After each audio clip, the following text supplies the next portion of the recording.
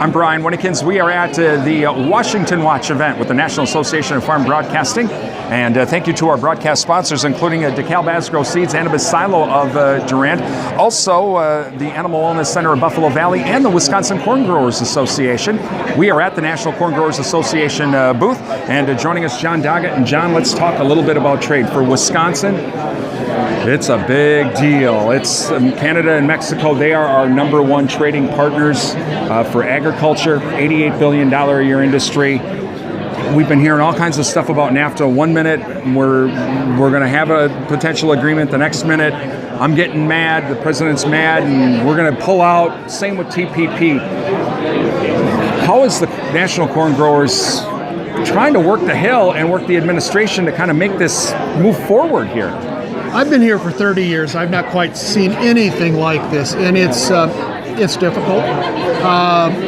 The president was elected in large part on some of the rhetoric that he used on the campaign trail about trade and about Mexico.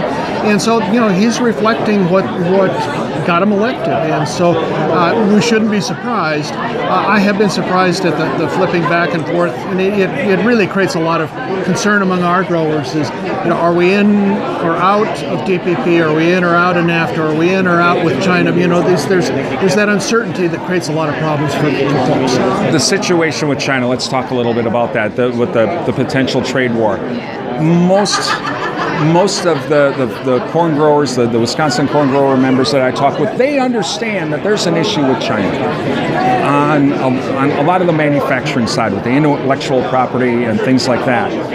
They just feel like, but we might be the ones that are going to be the pawns in this potential trade war to try and get this solved. Is that something you've kind of, that the national associations tried to press upon the administration and our trade representative?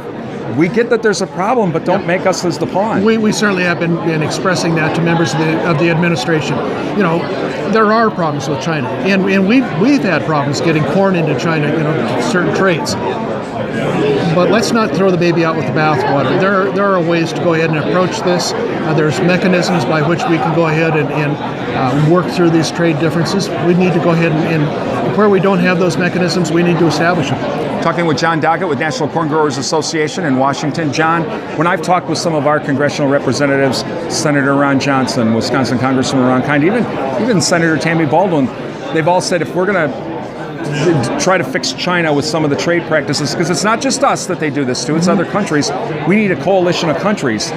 And all three of them say that's what TPP is. Is corn growers and other folks trying to get that to the administration? Here's your coalition to make China play by the rules. Sure. We've been consistent in telling folks in the administration that TPP was the biggest missed opportunity that probably will have happened in the trade world in decades. That was the way that we were going to go ahead and resolve some of our trade problems with China, and instead we abandoned the field. What should Wisconsin corn grower members be doing right now to help press this along? Well, certainly, continue to press members of the congressional delegation to speak up. The president may not listen to lobbyists like me, but certainly the president listens to members of Congress, certainly listens to governors, and to express your concerns through those elected officials, I think at this point has proven to be one of the most effective ways to get your message across.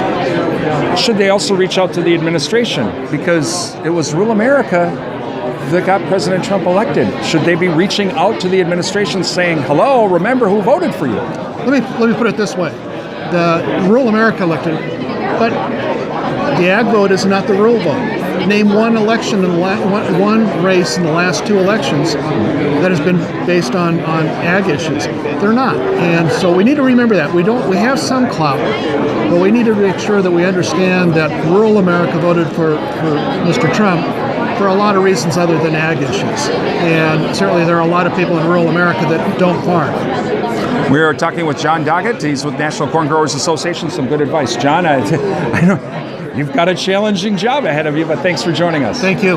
We're at the Washington Watch Convention with the National Association of Farm Broadcasting. I'm Brian Winnekins for Real Country 1430 WRDN.